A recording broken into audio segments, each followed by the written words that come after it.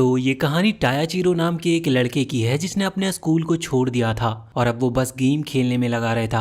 असल में उसकी लाइफ पूरी तरह से डिस्टर्ब हो चुकी थी। उसकी फैमिली में जितने भी मेंबर्स हैं उसमें से कोई भी उसे पसंद नहीं, खास करके उसके फादर। लेकिन टायाचीरो हमेशा से ऐसा नहीं था। असल में कई साल पहले जब वो बिल्कुल छोटा था तो वो अपनी फैमिली का एक होनहार बच्चा हुआ करता था। वो बहुत ही ज़्यादा समझदार था। उसके फादर एक प्रोग्रामर हैं और वो गेम और ऐप्स डिजाइन करते हैं और उनका सपना था कि वो टायाचीरो को भी इसी तरह से प्रोग्रामिंग सिखाएं। और टाइचीरो को भी इस चीज़ में बहुत ही ज़्यादा इंटरेस्ट था। वो बिल्कुल पूरी लगन से ये चीज़ को सीखता। पर एक दिन क्या हुआ कि टाइचीरो की छोटी बहन जो थी वो वहाँ पर चाय लेकर आई। तभी उसके हाथ से वो चाय कंप्यूटर के पास गिर गई। वैसे तो वो चाय कंप्यूटर पर नहीं गिरी थी, लेकिन फिर भी उसके फादर यहाँ पर गुस्सा करते हुए उसकी छोटी बहन को ही चिल्लाने लगते हैं। वो उसे इतना डांटते हैं कि टाइचीरो की बहन रोते हुए वहाँ से चली जाती है। बाद में टाइचीरो कहता है कि चाय कंप्यूटर पर नहीं गिरी है, आप गुस्सा मत करिए। और इसके बाद अब टाइचीरो वापस से प्रोग्रामिंग में लग गया था। उसके रिजल्ट को देखते हुए यहाँ पर उसके फादर बहुत ही ज्यादा खुश थे और वो उसकी बहुत ही ज्यादा तारीफ भी कर रहे थे। इसी तरह एक बार उसकी छोटी बहन अपनी किताब स्कूल में भूल आई थी। जब वो ये बात अपने घर पर आकर बताती है तो उसके फादर उससे कहते हैं कि वो उस किताब को अभी जाकर लेकर आए। टाइचीरो की छोटी बहन सच में बहुत छोटी थी, इस वजह से उसे डर लग रहा था और वैसे भी रात के अब 10 बज रहे थे। साथ ही उसका स्कूल वहां से सिर्फ 5 मिनट की ही दूरी पर था, पर फिर भी वो मना कर रही थी। पर अब उसके फादर जबरदस्ती उसे भेज ही देते हैं और यही उनकी सबसे बड़ी गलती थी, क्योंकि उसके बाद वो फिर कभी लौट कर वापस नहीं आई। और जब बहुत ढूंढने के बाद वो नहीं मिली तो उन्हें एक बॉक्स मिलता है जिसके अंदर टाइचीरो की छोटी बहन के टुकड़े रखे हुए थे। एक वो दिन था और आज का दिन। उसके बाद से ही टाइचीरो ने स्कूल छोड़ दिया और पढ़ाई भी छोड़ दी। साथ ही उसे प्रोग्रामिंग जो कि बहुत पसंद थी उसे भी उसने छोड़ दिया और अब वो अपने फादर से भी बात करना बंद कर दिया था। वो बस खुद एक कमरे में बंद हो गया था और एक गेम खेलता रहता था। इस गेम का नाम था प्लैनेट और ये बहुत ही रियलिस्टिक गेम है। अब हम देखते हैं कि टाइचीरो आज फिर गेम खेलने बैठा है। वो गेम की वर्ल्ड में आता है और हम भी वहीं पर आ जाते हैं। यहाँ पर हम देखते हैं कि एक ड्रैगन जा रहा था और उसके पीछे कुछ पायरेट शिप पड़ी हुई थी। तभी नीचे की साइड जमीन पर हम दो प्लेयर्स को देखते हैं। यहाँ पर जो प्लेयर गाड़ी चला रहा था वो कह रहा था कि हम कब तक यहाँ इस तरह से इसका पीछा करने वाले हैं, और पीछे का प्लेयर जिसके पास गन थी वो कहता है कि करते रहो, हम इसे आज जरूर मार देंगे। तभी अचानक बाजू के एक खाई से एक बड़ा सा रेड ड्रैगन बाहर निकल कर आता है और ये वही ड्रैगन था जिसका वो लोग पीछा कर रहे थे। यहाँ पर वो शूटिंग करना चालू करते हैं लेकिन वो ड्रैगन को उन अटैक से कुछ भी नहीं हो रहा था। सामने हम देखते हैं कि एक बॉल टाइप की जगह थी जिस चीज पर जो प्लेयर गाड़ी चला रहा था वो कहने लगता है कि हमें यहाँ नहीं जाना चाहिए क्योंकि यहाँ पर एक अबाने फैमिली रहती है। असल में ये कोई फैमिली नहीं बल्कि गेम में कुछ प्रो प्लेयर्स हैं जिनका एक ग्रुप है और वही सब वहाँ पर रहा करते हैं। जो पीछे लड़का बैठा था वो कहता है कि नहीं हम वहाँ जाएंगे। अब उस एकाबाने फैमिली के घर के सामने जब ये ड्रैगन पहुंचता है और जोर से दहाड़ता है तो इसके बाद वहाँ अंदर से इची नाम का प्लेयर बाहर निकलता है और ये इची कोई और नहीं बल्कि असल लाइफ का टाइचीरो ही है। लेकिन इस पूरी सीरीज में हम इसे टाइचीरो के नाम से ही जानेंगे। तो यहाँ पर वो बाहर निकलकर जब उस ड्रैगन को देखता है तो वो अपनी तलवार निकालते हुए एक ही अटैक में उसे खत्म कर देता है। साथ ही इसके बाद उस ड्रैगन से जितनी भी इसको चीजें मिली थी वो उसे अकेले ही रख लिया था। वो दोनों प्लेयर कहते हैं कि हम इसका पीछा कई दिनों से कर रहे थे और इसीलिए इसका हिस्सा हमें भी मिलना चाहिए। पर टाइचीरो कहता है कि नहीं, इतने दिन से पीछा करने के बाद भी अगर तुम इसे खत्म नहीं कर पाए तो इसका मतलब तुम इसके लायक ही नहीं हो। साथ ही यहाँ पर वो ये भी कहता है कि अगर तुम जबरदस्ती से लेने की कोशिश करोगे तो मैं तुम्हें खत्म कर दूंगा। वैसे तो यहाँ पर उसे मारने से रियल वर्ल्ड में उसे कुछ होने वाला नहीं था, लेकिन गेम में अगर कोई प्लेयर मर जाता है तो इससे उसके स्टेटस पे यानी कि लेवल पर बहुत फर्क पड़ता है। अब वो दोनों डर गए थे पर टाइचीरो कहता है कि चिंता मत करो, मैं मजाक कर रहा था, तुम मेरे बॉस से बात करो, वो जो कुछ भी तुम्हें देना पसंद करेंगे तुम वो ले जाना। इसके बाद अब वो उसे अपने घर यानी कि एकाबेनी फैमिली के पास ले आता है। वो दोनों वहां अंदर आकर बहुत ज्यादा डरे हुए थे, पर जैसे ही वो अंदर का नजारा देखते हैं तो वो हैरान रह जाते हैं क्योंकि वो घर बस बाहर से ही डरावना था। यहाँ अंदर आने के बाद सबसे पहले वो एक गर्ल प्लेयर को देखते हैं जिसका नाम मी था और ये अकाबानी फैमिली में मदर का रोल निभाती है और ये बस कहने की बात है। वैसे तभी वहाँ पर एक और लड़का आता है जिसका नाम ए था। वो बताता है कि जब उसे अपने कैरेक्टर का नाम रखना था उस वक्त वो सो गया और गलती से कीबोर्ड पर सिर्फ ए टाइप हुआ और उसका नाम तब से ए ही है। यहाँ पर मैं अपनी पावर से उन दोनों को हील कर देती है क्योंकि उसके पास हीलिंग की पावर थी। इसके बाद वहाँ पर एंट्री होती है सीरो की, जो कि वहाँ उस घर में फादर का रोल निभाता है और यही उनका बॉस भी है। टाइचीरो उसे बताता है कि उसने रेड ड्रैगन को खत्म किया और ये दोनों उनका पीछा कर रहे थे और अभी ये कह रहे हैं कि इन्हें भी कुछ हिस्सा मिलना चाहिए। सीरो कहता है कि तुम्हें इन्हें पूरा रेड ड्रैगन दे देना चाहिए क्योंकि वैसे भी अगर अच्छे प्लेयर नए प्लेयर का सामान रख लेंगे तो फिर वो जो नए प्लेयर हैं वो कभी आगे नहीं बढ़ पाएंगे। टाइचिरो बात मानकर उन्हें वो सब चीज़ें दे देता है। बाद में जब उन दोनों प्लेयर को वहाँ से जाना था तो वो सीरो को पूरे दिल से थैंक यू कहते हैं, जिसके बाद सीरो में से कहता है कि इन्हें टेलीपोर्ट करके वापस के टाउन में भेज दो, और फिर वो ऐसा ही करती है। अब उनके वहाँ से जाने के बाद टाइचिरो दुखी था क्योंकि उसने उस रेड ड्रैगन को मारा लेकिन उन्हें कोई भी चीज़ नहीं मिली। लेकिन बाद में सीरो उसे मोटिवेट करते हुए कहता है कि तुम ये मत भूलो कि तुमने उस रेड ड्रैगन को एक ही अटैक में मारा था। सोचो कि तुम कितने ज़्यादा पावरफुल हो चुके हो। तभी वहाँ ऊपर लगी हुई लैंप ब्लिंक करने लगी थी। मैं कहती है कि इस गेम को कितना रियलिस्टिक बनाया गया है। वैसे अब टाइचिरो गेम से बाहर आ गया था क्योंकि उसे थोड़ी भूख लग रही थी, लेकिन जब वो गेट खोलता है तो बाहर खाना नहीं था क्योंकि उसके लिए खाना लेकर कौन आएगा। अभी वो थोड़ा फ्रस्ट्रेटेड था और सोच रहा था कि काश वो गेम के अंदर ही जी सकता। उसके बाद जब वो खाना लेने के लिए जाता है तो उसे वहाँ नीचे उसका भाई मिलता है जो कि बहुत ही ज़्यादा समझदार है और हमेशा क्लास में वो टॉप भी करता है। उसके भाई का नाम आसुमा है और यहाँ पर टाइचिरो थोड़ा सा डर गया था, लेकिन आसुमा वहाँ से चला जाता है। जिसके बाद टाइचिरो किचन में आता है। किचन में उसके फादर बैठकर खाना खा रहे थे। वो फ्रिज खोलता है तो उसके फादर उसे खाना ऑफर करते हैं, लेकिन वो उनसे बिल्कुल नहीं बोलता। तभी अचानक से ऊपर लगी लाइट ब्लिंक करने लगी थी, बिल्कुल गेम की तरह ही। तो यहाँ पर जो उसके फादर हैं वो उससे कहते हैं कि क्या तुम इसे ठीक कर सकते हो, लेकिन टाइचिरो उन्हें जवाब नहीं देता। अब जब उसके फादर उठ रहे थे तो उनकी पीठ में दर्द होने लगता है क्योंकि अब उनकी एज ज़्यादा हो चुकी है। पर ये देखते हुए टाइचिरो रुक जाता और उनके हाथ से बल्ब लेकर कहता है कि मैं आपकी मदद बस इसीलिए कर रहा हूँ क्योंकि आप बूढ़े हो चुके हो। पर अब उसके फादर चिल्लाते हैं और कहते हैं कि मैं बूढ़ा नहीं हूँ। इस पर टाइचिरो को भी गुस्सा आ जाता है और वो लाइट वहाँ पर रखता और वापस से अपने कमरे में आ जाता है। इसके बाद अब उसने वापस से अपना गेम खेलना चालू कर दिया था और गेमिंग गॉगल्स लगा लिए थे। अब जब वो अपने गेम में वापस आता है तो देखता है वहाँ पर मैं अभी गार्डन में पानी डाल रही थी। तो वो वहाँ पर आकर बैठ जाता और मैं से कहने लगता है कि क्या वो उसकी हीलर बनकर डंजन की तरफ चलेगी। इस पर मैं उससे कहती है कि तुम्हें हमेशा डंजन या फिर लड़ाई के सिवा और चीज़ें पर भी ध्यान देनी चाहिए।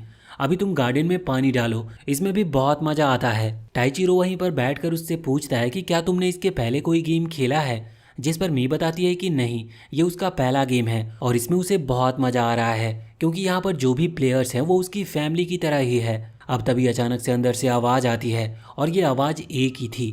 टाइचिरो जब अंदर जाता है तो उन्हें वहाँ पर पता चलता है कि उनके लिए पायरेट्स ने एक बैटल का लेटर भेजा है।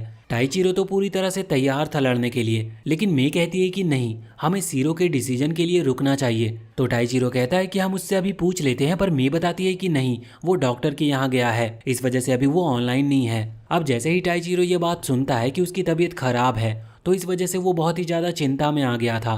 वो कहता है कि उसे क्या हुआ, लेकिन वो कहते हैं कि नहीं, ऐसी कोई बात नहीं है। अब तभी बाहर से कुछ आवाज़ आती है और वो लोग बाहर आ जाते हैं और यहाँ पर आकर वो देखते हैं कि उनके ऊपर अटैक हुआ था और उस अटैक की वजह से वो गार्डन डिस्ट्रॉय हो गया था जिसमें मैं अभी पानी डाल रही थी। और टाइचिरो को गुस्सा तब आ जाता है जब वो देखता है कि मैं अपने गार्डन के डिस्ट्रॉय होते हुआ देखकर रो रही थी। वो गुस्से के मारे तुरंत ही हमला करने के लिए अपने उस घर की छत के ऊपर आ गया था। यहाँ पर वो अपनी बहुत ही कम पावर की मदद से उस पायरेट शिप को खत्म कर देता है। जिसके बाद अब वो नीचे आता है तो मैं अभी भी उदास थी, लेकिन टाइचिरो को यहाँ पर अभी सीरो की चिंता हो रही थी। वो यही सोच रहा था कि आखिर सीरो किस हॉस्पिटल में होगा, क्योंकि अगर उसे पता चल जाए तो रियल लाइफ में वो वहाँ पर जाकर उसे देख सकता है। पर ये इस चीज़ पर कहता है कि नहीं, हम रियल लाइफ में एक दूसरे की पर्सनल लाइफ में दखल नहीं दे सकते। अब टाइचिरो उसकी बात मान लेता है। वैसे यहाँ पर उसका ध्यान भटक जाए, इसीलिए मैं उससे कहती है कि तुम डंजन में जाने की बात कर रहे थे ना, तो क्यों ना हम वहीं पर चले। और साथ ही वो ए से भी वहाँ पर आने को कहती है, लेकिन ये बताता है कि उसे कुछ जरूरी काम है और वो तुरंत ही ऑफलाइन चला जाता है। उसके ऑफलाइन जाते ही यहाँ रियल लाइफ में टाइचिरो के गेट को कोई नॉक करता है। वो तुरंत ही गेम से बाहर आता है तो उसे पता चलता है कि ये उसका भाई आसुमा था। वो बताता है कि उनके जो फादर हैं वो हॉस्पिटल में हैं। अब इतना सुनने के बाद तो टाइचिरो बहुत ही ज़्यादा हैरान हो गया था। यहाँ पर आसुमा कह रहा था कि क्या हम उन्हें देखने चले, तो टाइचिरो वैसे तो जाना चाहता था पर वो हाँ नहीं कर पा रहा था, पर अब बाद में वो हाँ कर देता है। वैसे हम देखते हैं कि जब वो आसुमा वहाँ अपने फादर के पास पहुँचकर बताता है कि उसे एग्ज़ाम के लिए जाना है, तब उसके फादर इस चीज़ पर बिल्कुल भी ध्यान नहीं दे रहे थे क्योंकि उनका पूरा ध्यान अभी न्यूज़पेपर पढ़ने में था। अब यहाँ से ये सीन चेंज होकर वापस से प्लेनेट गेम के अंदर आ जाता है। वहाँ पर हम अभी एक मीटिंग के दौरान आते हैं। ये मीटिंग बहुत बड़े ग्रुप लीडर के बीच में चल रही थी। यहाँ पर ये बात कर रहे थे कि कैसे पायरेट फैमिली गेम में सभी को परेशान करके रखे हुए हैं। वैसे यहाँ से ये सीन चेंज होता और हम आ जाते हैं पायरेट्स फैमिली के पास, जहाँ पर नगाटो नाम का एक पायरेट फैमिली का मेंबर इस वक्त दो प्लेयर को मार रहा था। वो उन्हें इसीलिए मार रहा था कि ये दोनों ही वो प्लेयर थे जिन्होंने अचानक से जाकर टाइचिरो यानी कि अकाबेनी फैमिली के ऊपर हमला कर दिया था और ये गेम के रूल के खिलाफ है। उन्होंने पहले ही एक लेटर भेजा था, अगर एकाबेनी फैमिली उसे एक्सेप्ट करती तो ये हमला कर सकते हैं। वैसे यहाँ पर सीगी टेरा नाम का एक दूसरा मेंबर नगाटो को शांत कराता है। इसके बाद हम पीको नाम की एक लड़की को देखते हैं जो कि असल में पायरेट फैमिली की लीडर है और हम उसे उनका कैप्टन भी कह सकते हैं। वैसे यहाँ पर वो कह रही थी कि रुक जाओ, कोई ज़्यादा बड़ी प्रॉब्लम नहीं हुई है, और वो बता रही थी कि वो किसी भी तरह से आकाबेनी फैमिली को हराएगी क्योंकि ये बहुत ज़रूरी है। लेकिन तभी वहाँ पर सीगी टेरा कहता है कि भूलना मत कि हमारा मेन फोकस उस ब्लैक बर्ड पर है जिसका वैल्यू करीबन 300 मिलियन है, और उसे मिलने के बाद ये लोग बहुत ही ज़्यादा स्ट्रांग बन जाएंगे। इसके बाद यहाँ से हम दो और लोगों को देखते हैं जो कि ना जाने कौन थे कि पायरेट्स ने सिर्फ एक शिप के साथ आकाबेनी फैमिली के ऊपर हमला किया और ये उनकी गलती थी, पर इस चीज़ की वजह से अब पूरा गेम चेंज हो चुका है। वैसे यहाँ से अब हम टाइचिरो के पास आ जाते हैं जो कि अभी रियल वर्ल्ड में अपने गेमिंग गॉगल्स लगाकर सो रहा था। तभी वहाँ गेट पर उसका भाई आता है। वो गेट नॉक करके बताता है कि उनके फादर अभी कुछ और टाइम हॉस्पिटल में ही रहेंगे क्योंकि उन्हें हर्निया नाम की बीमारी हुई है। टाइचिरो इस चीज पर ज्यादा ध्यान नहीं देता और वापस से अपनी गेम में आ जाता है और यहाँ पर आकर उसे पता चलता है कि सीरो गेम में ऑनलाइन आ चुका है। तभी उन्हें एक और अलर्ट मिलता है, ये पायरेट्स की तरफ से ही था और वो कह रहे थे कि वो वोट चाहते हैं। यहाँ पर टाइचिरो कहता है कि उन्हें तो मैं संभाल लूंगा, लेकिन फिर उसे पता चलता है कि असल में पायरेट्स 3000 सोल्जर के साथ उन पर हमला करने वाले हैं। ये सुनकर टाइचिरो भी डर गया था और यहाँ पर वो सीरो को ही सिचुएशन संभालने को कहता है। सीरो कहता है कि हम लड़ना नहीं चाहते, हमें उनसे बात करनी होगी। जिसके बाद वो तीनों वहाँ उन पायरेट्स के हाइड आउट पर पहुंच जाते हैं। यहाँ पर आकर जब सीरो और ये अंदर जा रहे थे तो टाइचिरो डर रहा था और कह रहा था कि क्या हमारा अंदर जाना जरूरी है। तो इस चीज़ पर सीरो और ये कहते हैं कि जरूरी नहीं है, तुम चाहो तो ऑफलाइन जा सकते हो। पर टाइचिरो कहता है कि नहीं, मैं भी चलूंगा। और अब इसके बाद वो अंदर आ जाते हैं। यहाँ पर आकर जब सीरो और ये दोनों ही वहाँ के कैप्टन पीको से मिलने के लिए जा रहे थे तो टाइचिरो कहता है कि वो यहीं पर बाहर ही रुकेगा। अब हम वहाँ अंदर देखते हैं कि सीरो और ये लड़ाई रोकने का कहते हैं, लेकिन इस चीज़ पर पीको कहने लगती है कि ठीक है, हम लड़ाई रोक देंगे, लेकिन इसके बदले में हमें क्या मिलने वाला है। जिस पर सीरो कहता है कि ठीक है, हम तुम्हारे हमारे जगह के 2 फेमस डंजन दे देंगे। लेकिन इन दोनों ही डंजन में उसने ब्लैक बर्ड का नाम नहीं लिया था जो कि वहाँ सबसे फेमस है। तो पीको उससे कहने लगती है कि उसे ब्लैक बर्ड चाहिए, पर टाइचिरो को भी वो चाहिए था, इस वजह से वो मना कर देता है। यहाँ पर ये कहता है कि क्या ब्लैक बर्ड के अलावा तुम्हें हम और कुछ दे सकते हैं, क्योंकि वो हमारे लिए सबसे ज़्यादा ज़रूरी है। तो इस पर पीको कहती है कि हाँ, एक और चीज़ है, और वो यहाँ पर टाइचिरो का नाम लेती है। उसकी ये बात सुनकर वो हैरान हो गए थे, पर ये कहने लगता है कि हाँ कोई बात नहीं, हम टाइचिरो को तो इसे दे ही सकते हैं। लेकिन तभी वहाँ टाइचिरो गेट तोड़ते हुए अंदर आ जाता है और जोर से चिल्लाते हुए कहता है कि इसके लिए काम करने से अच्छा है मैं हमेशा के लिए ऑफलाइन जाना पसंद करूंगा। पर अब पीको यहाँ पर ज़्यादा ध्यान न देते हुए सीरो से कहती है कि तुम ही अब डिसाइड करो कि तुम्हें क्या करना है। वैसे यहाँ पर वो थोड़ी ब्लश भी कर रही थी, ऐसा लग रहा था जैसे वो टाइचिरो को जानती है। अब जैसे ही वो सीरो से पूछती है तो यहाँ पर सीरो अपने बहुत ही ज़्यादा पावरफुल अटैक, जिसे वो एक्सप्लोजिव पंच कहता है, उसका यूज करता है, जिस वजह से वो पूरी जगह वहां पर ब्लास्ट हो जाती है। और वो कहता है कि टाइचिरो उसकी फैमिली की तरह है और वो उसे कभी भी किसी और को नहीं ले जाने देगा। वैसे इसके बाद भी पीको टाइचिरो से कहने लगी थी कि तुम ही बताओ, क्या तुमने वो सब बातें भुला दी। अब यहाँ पर ए और सीरो तो ये बात सुनकर हैरान थे और साथ ही टाइचिरो यहाँ पर थोड़ा सा शर्मा गया था। मगर फिर यहाँ पर हमें उसके पास्ट का सीन दिखाया जाता है। एक बहुत बड़ी वॉर के बाद टाइचिरो ने पीको से ये बात कही थी कि उसे इस पूरे गेम को यानी कि इस पूरी दुनिया को कॉन्कर करना है, और ये बात अभी पीको सभी को बताती है। तो यहाँ पर ए टाइचिरो को चिढ़ाने लगता है। वैसे तभी सीरो कहता है कि तुम एक बात बताओ, जब टाइचिरो तुम्हारे साथ था तब क्या कभी उसने स्माइल की थी। इस चीज पर पीको कुछ नहीं कह सकती थी क्योंकि टाइचिरो ने कभी भी स्माइल नहीं की थी, वो हमेशा उसके साथ सीरियस ही रहता था। पर सीरो बताता है कि वो उनके साथ हमेशा स्माइल करता है, इसका मतलब वो हमारे साथ खुश है और उसके लिए हम किसी से भी लड़ सकते हैं। अगर तुम अभी भी अपने 3000 पायरेट्स को हमारे ऊपर हमला करने के लिए भेजना चाहती हो तो भेज सकती हो, हम तैयार हैं। और इसके बाद अब वो वहां से वापस लौट गए थे। हम देखते हैं कि अभी पीको अपने साथी सीगी टेरा से माफी मांगते हुए कह रही थी कि मुझे माफ करना, मैंने गलती कर दी, लेकिन अब हमें आकाबाने फैमिली पर हमला करना ही होगा। दूसरी तरफ हम देखते हैं कि ये लोग जब अपने घर वापस आ जाते हैं तो यहाँ पर उन्हें अलर्ट के बहुत सारे नोटिस मिलते हैं।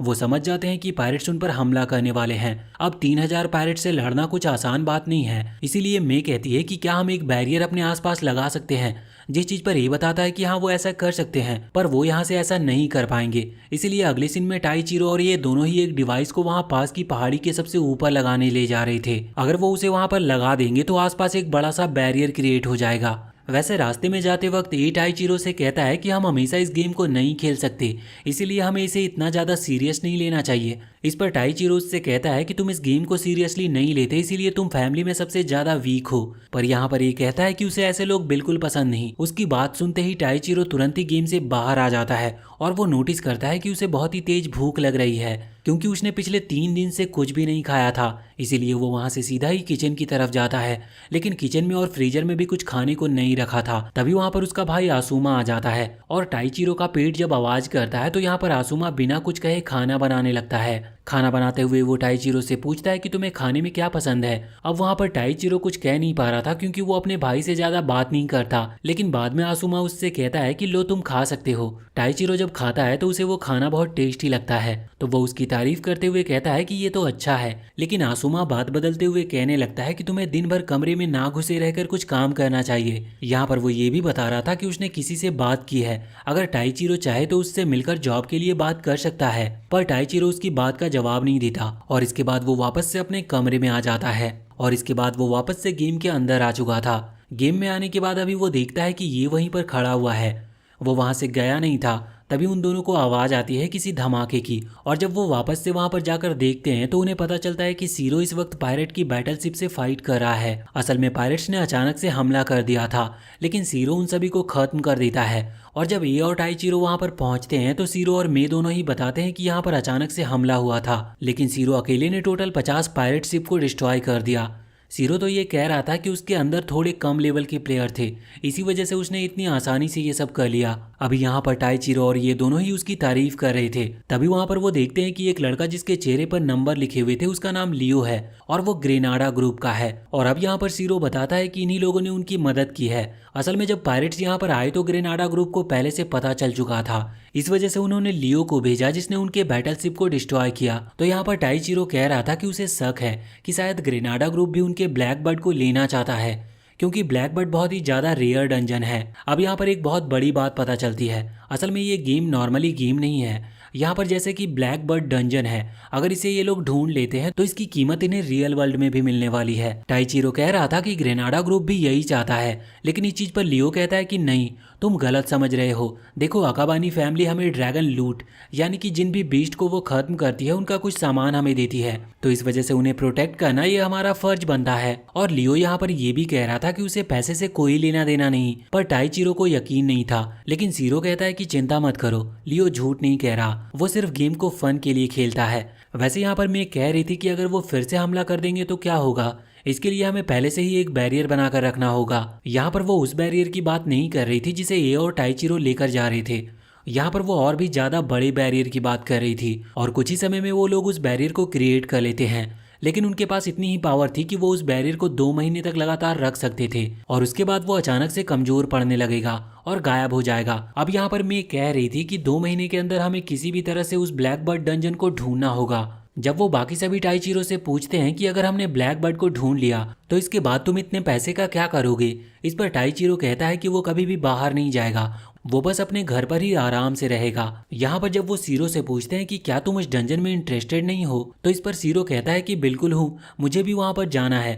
और जब वो इसका कारण पूछते हैं तो वो कहता है कि बस पैसा और कुछ नहीं। वैसे मैं कह रही थी कि उसे पैसे से कोई लेना देना नहीं है, वो तो बस चाहती है कि उसकी ये जो गेम की फैमिली है वो बस हेल्दी रहे।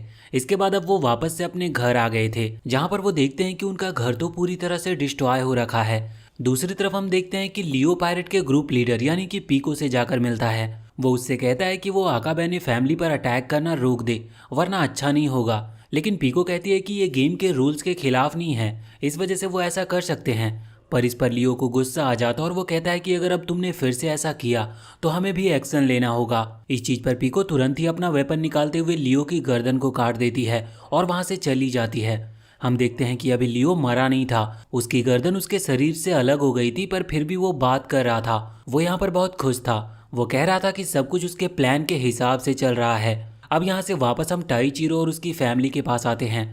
यहाँ पर वो भी अभी अपने टूटे हुए सामान में देख रहे थे, तो उन्हें वहाँ पर एक काला पंख मिलता है, जिसे देखकर वो हैरान थे कि वहाँ पर ये क्या कर रहा है। तभी उन्हें दिखते हैं कि वहाँ पर तो बहुत सारे पंख हैं।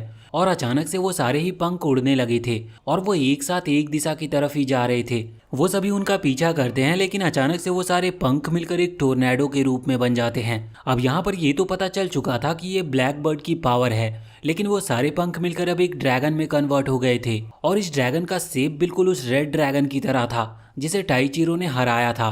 लेकिन यहाँ पर ये लोग जानते थे कि इस ड्रैगन के अंदर असल में उस ड्रैगन की नहीं बल्कि ब्लैक बर्ड की स्पिरिट है। अब इससे लड़ने के अलावा और कोई रास्ता नहीं था उनके पास।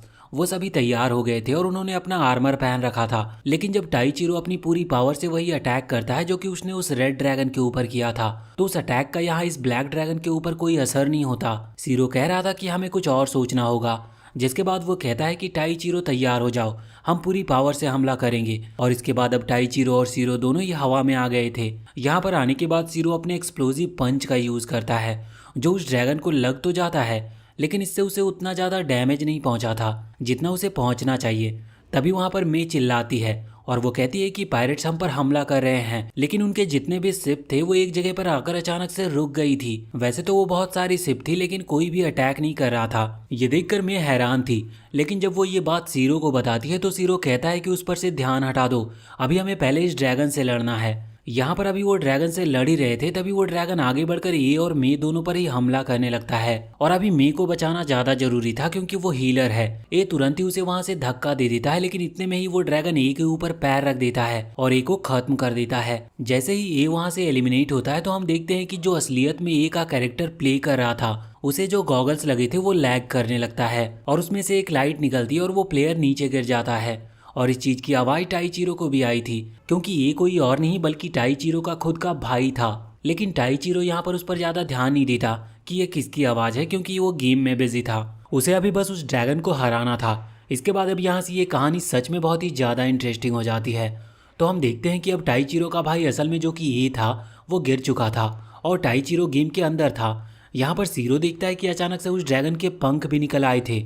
वो समझ गया था कि क्या चल रहा है। वो तुरंत ही टाइचीरो और मे से कहता है कि वो दोनों ही गेम को लॉग आउट कर दे। अब पहले तो वो ऐसा नहीं कर रहे थे, लेकिन बाद में वो उसकी बात मान लेते हैं। जिसके बाद सीरो कहता है कि ये ब्लैक बर्ड है। असल में ब्लैक बर्ड को बस एक बॉडी की जरूरत है, क्योंकि उसकी स्पिरिट हमेशा से इस हिल में जिंदा थी।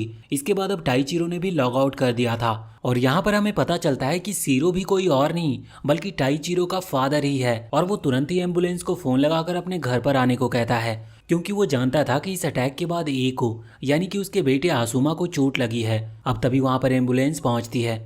यहाँ पर हम देखते हैं कि पहले ही सीरो अभी किसी से बात कर रहा था और सीरो का हमारा मतलब टाइचीरो के फादर किसी से बात कर रहे थे। वो कह रहे थे कि अब टाइम आ गया है, उसे मिशन को चालू करना होगा। यहाँ पर वो उस मिशन का नाम गुड नाइट वर्ल्ड कह रहे थे। अब ये सीन यहाँ से चेंज होता और हम देखते हैं कि टाइचीरो सोच रहा था कि क्या वो फिर से गेम के अंदर जाए, मतलब लॉग इन करे या ना करे। तभी उसे कुछ आवाज सुनाई देती है। यह आवाज अभी उसके भाई के कमरे से आ रही थी। अभी टाइचीरो का भाई आसुमा टाइचीरो को ही चिल्ला रहा था। टाइचीरो जब वहां पर पहुंचकर आवाज लगाता है तो उसे आवाज सुनाई देती है, पर बहुत ही धीरे सुनाई दे रही थी। वो तुरंत ही गेट खोलकर अंदर जाता है तो वहां पर वो अपने भाई को नीचे पड़ा हुआ देखता है। उसका भाई कह रहा था कि उसे चोट लगी है। टाइचीरो को पहले तो इस बात पर यकीन नहीं होता, लेकिन जब वो पास जाकर देखता है तो सच में उसके भाई को चोट लगी थी। वो बहुत डर गया था। तभी उसका ध्यान वहाँ कंप्यूटर पर जाता है जिसमें प्लेनेट गेम चालू थी और यहाँ पर वो एक एक प्लेयर को देख पा रहा था, जिसे देखकर वो बहुत ही ज़्यादा हैरान था। उसे कुछ भी समझ नहीं आ रहा था। तभी वहाँ पर एम्बुलेंस भी आ गई थी। टाइचीरो अपने भाई को वहाँ पर लेकर जाता और उससे कहता है कि तुम ठीक हो जाओगे, चिंता मत करो। वैसे इसके बाद अब टाइचीरो भी वहाँ हॉस्पिटल पहुँचता है। वो अभी अपने भाई के सामने था। वो उससे पूछ रहा था कि क्या तुम सच में प्लेनेट गेम खेलते हो, जिस पर उसका भाई कहता है कि हाँ, लेकिन बस अपने एक दोस्त के लिए, क्योंकि वो चाहता है कि उसका दोस्त ज़्यादा गेम ना खेले। और यहाँ पर वो अभी गेम के अंदर टाइचीरो की ही बात कर रहा था। टाइचीरो ये सुनकर काफ़ी हैरान था और वो तुरंत ही वहाँ से निकल जाता है। उसे लग रहा था कि शायद उसके भाई को नहीं पता कि जिस कैरेक्टर की बात अभी वो कर रहा है वो असल में टाइचीरो खुद है, इसीलिए अब वो उसे कुछ भी नहीं बता रहा था। दूसरी तरफ हम देखते हैं कि अभी टाइचीरो के फादर यानी कि गेम के अंदर जो सीरो है वो हॉस्पिटल से जाने लगे थे। कुछ नर्स उन्हें रोकने की कोशिश भी करती है, पर वो कहते हैं कि मुझे बहुत ज़रूरी काम है और मैं अभी यहाँ पर रुक नहीं सकता। और इस तरफ हम देखते हैं कि अब नर्स यहाँ पर आसुमा के पास आती है। वो उससे पूछती है कि आखिर तुम्हें हुआ क्या था। इस पर आसुमा कहता है कि जब वो गेम खेल रहा था तो अचानक से उसके गेमिंग गॉगल्स से उसे शॉक लगा, लेकिन यहाँ पर नर्स को समझ नहीं आ रहा था कि ये कैसे पॉसिबल है, क्योंकि अगर शॉक लगता भी तो उसकी कमर में दर्द कैसे हो सकता है। पर इस चीज़ पर वो कहता है कि तुम इस बारे में मेरे फादर से बात कर सकती हो, क्योंकि वो उसी कंपनी में काम करते हैं जिस कंपनी ने प्लेनेट गेम को बनाया है। अब हम यहाँ से देखते हैं कि टाइचिरो अभी अपने घर की तरफ लौट रहा था। वो सोच रहा था कि अगर उसके भाई को पता चल गया कि जिसके साथ वो खेलता है और जिसे वो अपना दोस्त मानता है वो कोई और नहीं बल्कि उसका खुद का भाई है, तो उसका रिएक्शन क्या होगा। वो तुरंत ही घर पहुंचकर फिर से इस गेम को खेलने के लिए लॉगिन करने की कोशिश कर रहा था, लेकिन अचानक से उसके गेम में एक एरर आ जाता है और वहां पर सामने गेम पासवर्ड मांग रहा था। ये देखकर वो हैरान था कि ये कैसे हो सकता है। वो समझ जाता है कि किसी ने उसके गेम को हैक करने की कोशिश की है। अब टाइचिरो के फादर एक प्रोग्रामर है और उन्होंने उसे प्रोग्रामिंग के बारे में सब कुछ सिखाया है, लेकिन टाइचिरो को ये याद नहीं आ रहा था कि उसे इसे हैक कैसे करना है। मगर कुछ भी हो, उसे अब पासवर्ड की जरूरत थी। उसे उस दिन की याद आती है जब उसकी बहन ने चाय गिरा दी थी और उसके फादर गुस्सा कर रहे थे, और उसी के बाद जस्ट उन्होंने कहा था कि एक प्रोग्रामर जो सबसे पहले टाइप करता है वो होता है हेलो वर्ल्ड। तो टाइचिरो भी वहां पर वही टाइप करता है, जिसके बाद अचानक से वो पासवर्ड सही साबित होता है। लेकिन टाइचिरो यहाँ पर गेम लॉगिन नहीं कर रहा था, वो पासवर्ड चेंज कर देता है। इसके बाद अब हमें एक मेमोरी दिखाई जाती है। हम देखते हैं कि जब टाइचिरो की छोटी बहन गायब हुई थी, उसी के बाद से टाइचिरो की मदर बिल्कुल शांत हो गई। वो किसी से बात नहीं करती और अपने ही काम में लगी रहती, और इसके बाद अचानक से वो कहीं चली गई और किसी को नहीं पता था कि वो कहाँ गई है, और फिर किसी ने भी उन्हें ढूंढने की कोशिश भी नहीं की। अब हम वापस से यहाँ गेम के अंदर आते हैं। हम देखते हैं कि अभी पायरेट्स और उनका कैप्टन यानी कि पीको आ चुके थे अकाबेने फैमिली पर हमला करने के लिए। लेकिन यहाँ पर वो बैरियर लगा हुआ था और वो अपने सारे अटैक्स करके देख चुके थे, लेकिन फिर भी वो उस बैरियर को तोड़ नहीं पा रहे थे, क्योंकि वो बैरियर खुद सीरो ने अपनी पावर से बनाया था। पीको कहती है कि उसे किसी भी तरह से इस बैरियर को डिस्ट्रॉय करना है, जिस चीज़ में सीगा कहता है कि हाँ बिल्कुल, हम ऐसा जरूर करेंगे। असल में सीगा उसका राइट हैंड मैन है और वो ये भी कह रहा था कि उसे ब्लैक बर्ड किसी भी कीमत पर चाहिए। मगर पीको कहती है कि तुम तो बहुत लालची हो, क्योंकि असल में पीको को ब्लैक बर्ड से कोई मतलब नहीं था। सीगा कहता है कि क्योंकि वो अपनी असली दुनिया में भी बिजनेस और पैसे से रिलेटेड मैगजीन ही पढ़ता है, इसीलिए उसे किसी भी कीमत पर यह ब्लैक बर्ड चाहिए। अब पीको कहती है कि ठीक है, तो तुम टाइचिरो से मिलने में मेरी मदद करो, मैं तुम्हें वो ब्लैक बर्ड की परमिशन देती हूँ, अगर वो मिलती है तो तुम उसे रख सकते हो। इस पर सीगा खुश हो गया था। वो दोनों डील करते हैं और यहाँ पर पीको अपनी कैप्टन की सारी पावर सीगा को दे देती है। तभी हम देखते हैं कि एक और शिप वहां पर आ रही थी और ये किसी और की नहीं बल्कि लियो की थी, और इसमें लियो और सासू माडा बैठे हुए थे। यहाँ पर सासू माडा अभी पीको से कहता है कि उसके पास एक चीज है। असल में वो एक डिवाइस है जो कि इस बैरियर को आराम से डिस्ट्रॉय कर सकता है। ये ग्रेनाडा ग्रुप ने बनाया है, लेकिन इस पर पीको कहती है कि उसे इसकी कोई जरूरत नहीं, क्योंकि वो खुद इतनी कैपेबल है कि इस बैरियर को डिस्ट्रॉय अकेले कर पाए। और इसके बाद अब वो जंप करती है और बैरियर के ऊपर अपने वेपन से बहुत तेज मारती है, जिस वजह से सच में वो बैरियर टूट जाता है। यहाँ पर पीको सारी जिम्मेदारियां सीगा को सौंप कर जाती है। हम देखते हैं कि अब जब वो नीचे कूद चुकी थी तो वहाँ पर उसे टाइचिरो मिलता है, जो कि अभी अभी गेम में ऑनलाइन आया था। उन दोनों की फाइट स्टार्ट होती है। पीको किसी भी कीमत पर टाइचिरो को पायरेट ग्रुप ज्वाइन कराना चाहती थी। लड़ाई के दौरान टाइचिरो को पता चलता है कि पीको पहले से बहुत ही ज्यादा स्ट्रांग हो चुकी है, लेकिन फिर भी लड़ाई के अंत में टाइचिरो की जीत होती है। पीको वहां पर रो रही होती है क्योंकि उसका इरादा कोई गलत नहीं था, पर टाइचिरो भी ये बात जानता था, लेकिन उसके पास कोई भी चारा नहीं था। वो अपनी अकाबेनी फैमिली को नहीं छोड़ सकता था। बाद में पीको उससे कहती है कि गेम में अगर तुम चाहो तो तुम अकाबेनी फैमिली का मेंबर बनकर रह सकते हो, लेकिन रियल लाइफ में हम मिल सकते हैं। पर टाइचिरो ऐसा नहीं चाहता था। असल में वो ऐसा चाहता तो था, लेकिन वो अभी तक घर में ही रहा है, उसे बाहर निकलने से डर लगता है, और वो ये नहीं जानता था कि अगर वो सच में पीको से मिला तो उससे क्या बात करेगा। उसे इसी बात का डर था, इस वजह से वो कहता है कि वो नहीं मिल सकता। मगर वो पीको को अकाबानी फैमिली ज्वाइन कराने का ऑफर देता है, मगर पीको मना कर देती है, क्योंकि वो जानती थी कि अगर वो उस फैमिली में ज्वाइन हो गई तो उसकी पोजीशन वहाँ पर टाइचिरो की सिस्टर की होगी, जो कि वो बनना नहीं चाहती। अब तभी उन लोगों को अचानक से पता चलता है कि सीगा ने उन्हें धोखा दिया है और वो सभी को ग्रुप में से निकाल रहा है। पहले वो ऐसा नहीं कर सकता था, लेकिन अब पीको ने उसे कैप्टन की जो पावर दे दी थी, इसीलिए अब वो अपने पायरेट ग्रुप से किसी को भी निकाल सकता था। यहाँ तक कि उसने पीको को भी ग्रुप से निकाल दिया था। ये देखकर पीको हैरान थी। वो तुरंत ही वहाँ शिप के ऊपर आती है और यहाँ पर हम देखते हैं कि अभी कुछ ही प्लेयर बचे हुए थे जो कि सीगा के खिलाफ थे, क्योंकि बाकी प्लेयर तो सीगा के दोस्त थे। तभी वो यहाँ पर आकर कहती है कि ये सब तुमने जरूर पैसे के लिए किया होगा, जिस पर सीगा कहता है कि हाँ बिल्कुल, और हमें ये भी पता चलता है कि वो लियो के साथ ऑलरेडी हाथ मिला चुका था, और वो ये भी कह रहा था कि उसे अकाबेनी फैमिली से दोस्ती नहीं करनी या उसे किसी मेंबर को अपने ग्रुप में ज्वाइन नहीं कराना, उसे उन्हें हराकर ब्लैक बर्ड को जीतना है। टाइचिरो कहता है कि तुम ये बहुत बड़ी गलती कर रहे हो, गेम बस एंजॉयमेंट के लिए होती है, और अगर सच में तुम ब्लैक बर्ड को जीतना चाहते हो तो तुम दूसरे रास्ते से भी जीत सकते हो, तुम्हें पैसे मिल सकते हैं। पर सीगा को वो रास्ता नहीं चुनना था। इसके बाद अब टाइचिरो और उसमें लड़ाई शुरू हो जाती है, जिसमें टाइचिरो ने गुस्से में वो पूरी पायरेट शिप को ही डिस्ट्रॉय करने का फैसला कर लिया था। साथ ही टाइचिरो यहाँ पर अपनी गलती मानते हुए पीको से कहता है कि मेरी गलती ये थी कि मैंने तुम्हें तब अकेले जाने दिया। अगर तब मैं तुम्हारे साथ होता तो शायद तुम अपने ग्रुप में इस तरह के मेंबर को कभी ऐड नहीं करती। वैसे अब पीको अपने ग्रुप में नहीं है, इस वजह से टाइचिरो फैसला करता है कि वो उसके साथ फिर से ग्रुप बनाएगा और इस बार वो खुद की मर्जी से अच्छे